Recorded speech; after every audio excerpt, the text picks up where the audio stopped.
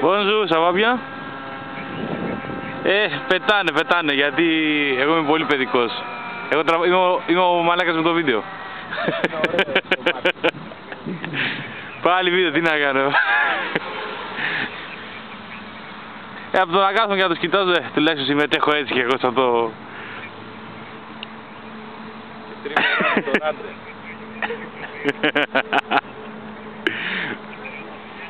Μπα, το συγκεκριμένο ήταν δικιά μου τέτοια.